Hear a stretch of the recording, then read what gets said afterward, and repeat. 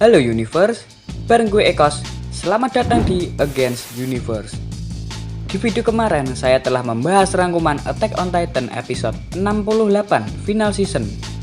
Lalu kali ini saya akan melanjutkannya, yaitu episode 69 dengan judul Pendapat yang Masuk Akal atau Sebuah Argumen. Bagi yang belum menonton video saya yang ini, bisa ditonton dulu. Pada episode sebelumnya menceritakan flashback tentang kejadian Pulau Paradis setelah melihat lautan dan memperlihatkan Yelena serta prajurit relawan anti Marley dalam rencana Zeke Yeager. Prajurit relawan juga membantu Pulau Paradis untuk mengembangkan teknologi. Kemudian ditutup dengan Eren yang berada di depan cermin dengan tekadnya untuk bertarung. Ya, tanpa berlama-lama lagi, langsung saja kita mulai. Awal-awal memperlihatkan Eren yang sedang berbicara di depan cermin. Tanpa sepengetahuan Eren, di sana ternyata ada Komandan Hengji yang mendengarnya. Hengji bertanya apa maksud dari bertarung yang diucapkan Eren. Namun Eren tidak menjawab apapun. Hal itu membuat Hengji terus bertanya-tanya. Padahal dulu Eren lah yang mau mendengarkan Hengji saat berbicara mengenai Titan semalaman. Lalu Hengji sudah tahu tentang apa yang dipikirkan Eren, yaitu dia tidak setuju jika Historia dikorbankan. Lalu scene berpindah ke flashback 2 tahun yang lalu. Sudah 1 tahun berlalu sejak Eren mengangkat kapal perang Marley dan sejak relawan anti Marley membantu Pulau Paradis, namun belum sepenuhnya percaya kepada Yelena. Pelabuhan Pulau Paradis sudah jadi, dan untuk pertama kalinya tamu dari luar negeri yang datang adalah negara Hisuru yang diwakili oleh Kiyomi Azumabito. Kemudian Kiyomi menunjukkan sebuah lambang pedang yang membentuk huruf A. Ternyata Mikasa memiliki lambang tersebut, namun dia tidak memberitahukan kepada orang-orang kecuali Eren. Mikasa memiliki lambang itu karena mewariskan dari ibunya, dan seterusnya Mikasa juga disuruh untuk mewariskannya pada keturunan selanjutnya. Kiyomi pun kaget lalu menceritakan tentang 100 tahun yang lalu leluhur keluarga Azumabito yang merupakan putra dari Shogun waktu itu menjalin hubungan baik dengan keluarga raja dan menetap di Pulau Paradis. Setelah tragedi perang besar Titan yang dimenangkan Marley, negara Hisuru harus kalah dan tersingkir. Namun mau tidak mau keturunan keluarga Shogun ditinggalkan di pulau ini. Jadi Mikasa adalah salah satu harapan dari klan Azumabito.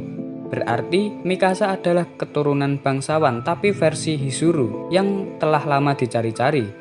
Di luar ruangan tampak beberapa prajurit tengah membicarakan kedatangan Hisuru. Namun Komandan Pixis berbicara bahwa satu hal yang pasti, bagi negara lain yang berada di seberang lautan, mereka menganggap Paradis sebagai bayi yang baru belajar berjalan. Historia bertanya kepada Mikasa, kenapa lambang itu hanya ditunjukkan kepada Eren. Hal itu membuat Mikasa malu-malu dan tak bisa menjawabnya. Historia nampak senang karena sejak lahir Historia dan Mikasa sama-sama mengemban beban yang berat.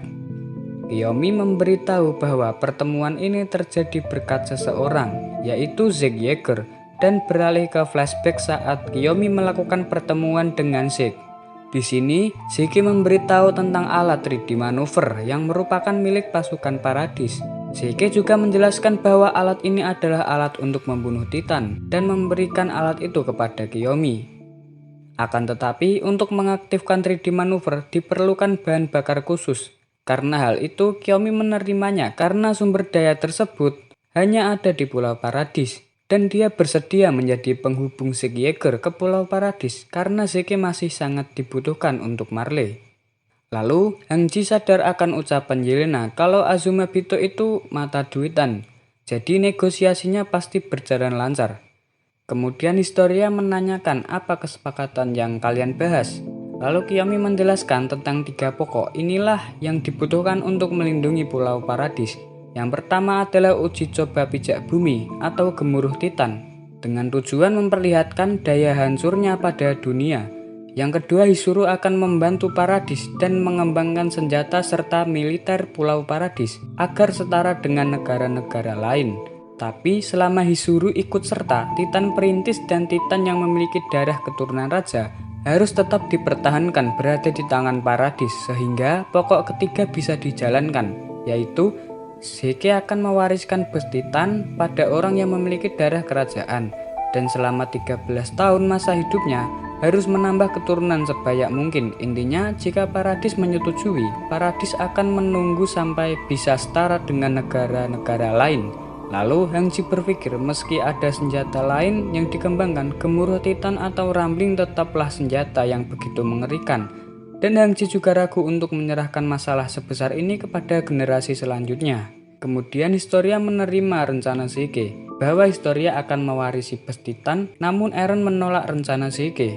Jika kita terus membangun masa depan di pulau ini akan bernasib sama dengan Eren waktu kecil, dan Eren meminta waktu untuk memikirkannya. Kembali lagi ke tahun sekarang saat Eren di penjara.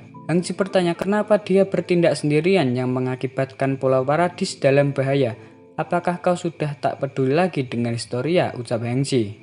Tapi Eren tidak menjawabnya. Dia malah memberitahu kalau dirinya sudah memakan Titan Warhammer yang memiliki kemampuan membuat senjata atau apapun itu. Singkatnya, Eren bisa saja bebas dari kurungan penjara ini. Dan tentu saja, seseorang tak bisa membunuh Eren yang memiliki Titan perintis. Lalu, Eren juga mempertanyakan apakah Hangji punya solusi yang lain sambil mengangkat Hangji dengan kerah bajunya. Kemudian Hangji duduk dan terlihat menyesal kenapa Erwin mengangkat orang sepertiku menjadi komandan. Dan pada sore hari, terlihat sebuah rumah yang memperlihatkan Historia yang sedang mengandung.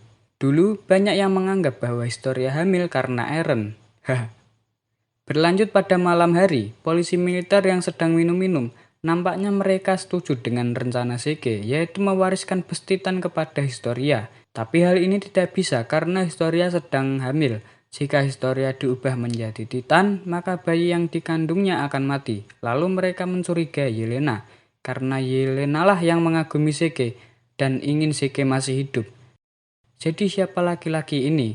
Laki-laki itu adalah pemuda yang lahir dan tumbuh di desa yang sama dengan Historia. Pria itu pernah melempar Historia dengan batu, namun setelah Historia diangkat menjadi ratu dan mendirikan sebuah panti asuhan, pria itu turut membantu panti asuhan karena untuk menebus kesalahannya dulu. Jadi Historia lah orang pertama yang menyadari giatnya pemuda itu selama bertahun-tahun. Jadi kenapa orang ini terpilih? Karena dia tidak terlibat dengan siapa-siapa, jadi masalahnya tidak begitu panjang dan rumit. Ya beginilah. Berpindah adegan Jen dan Connie. Nampaknya kesal karena gara-gara Eren mereka harus ikut nguli membuat rel kereta. Eren bilang pekerjaan ini bisa melatih tubuh dan membantu pengembangan pulau. Mereka juga menunggu jawaban dari negara Hisuru karena Hisuru menjadi perantara Pulau Paradis kepada dunia luar. Karena ketinggalan perkembangan, jadi Pulau Paradis hanya mengandalkan gemuruh Titan dan menjadikan Historia korban. Tak lama kemudian, Hangji dan Levi datang untuk memberi jawaban kalau negara Hisuru sepertinya menolak untuk membantu Paradis. Berarti Paradis akan bergantung pada rencana pokok pertama, yaitu gemuruh Titan dan mengorbankan Historia tak bisa dihindarkan lagi. Lalu Levi menjawab benar. Di sini Armin dengan hati kecilnya, dia menginginkan jalan kedamaian, tapi semua orang tidak mau mendengarkan tujuan Paradis dan malah menganggap orang Paradis sebagai iblis. Lalu Mikasa beropini bahwa mereka tidak tahu kita orangnya seperti apa. Mereka pun jadi ketakutan untuk menjalin kerjasama dengan Paradis. Kemudian Komandan Hangji berencana untuk menemui mereka dengan cara mengintai. Tujuannya penyusupan untuk memahami keadaan di Marley. Ya, mereka akan menyusup ke Marley untuk memahami keadaan di Marley. Pada sore hari, mereka sedang naik kereta dan berbincang-bincang mengenai rencana penyusupan ke Marley.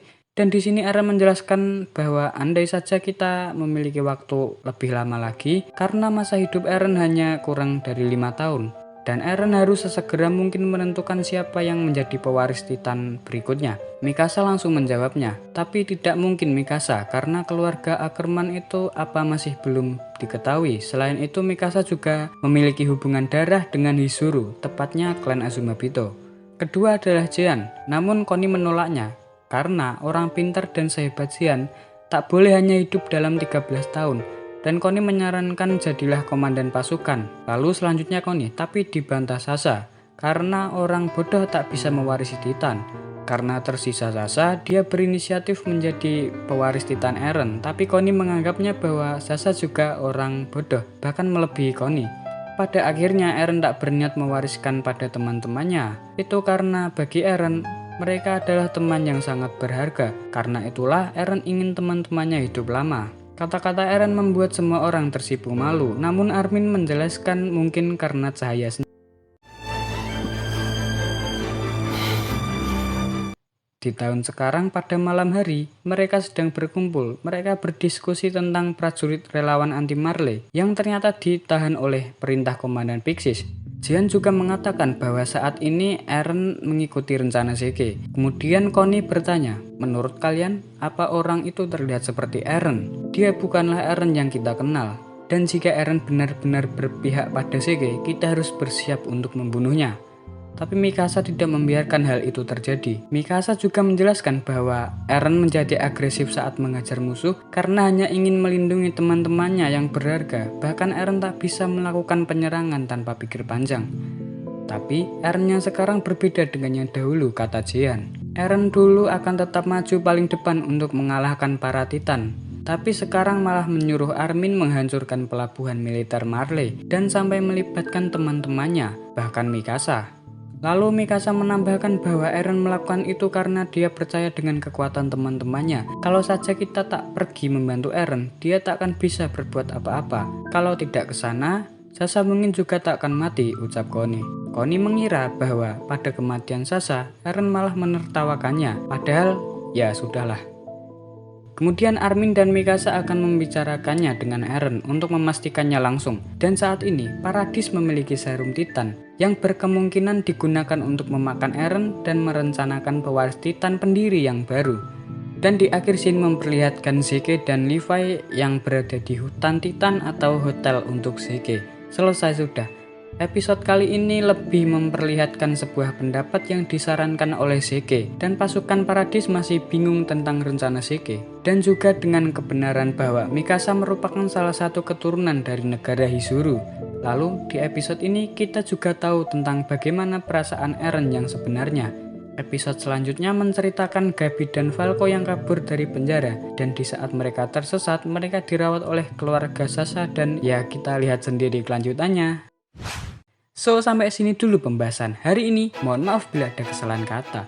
Jangan lupa klik like jika kalian suka, komen jika perlu, serta jangan lupa subscribe. Karena supaya aku jadi semangat kalau bikin video.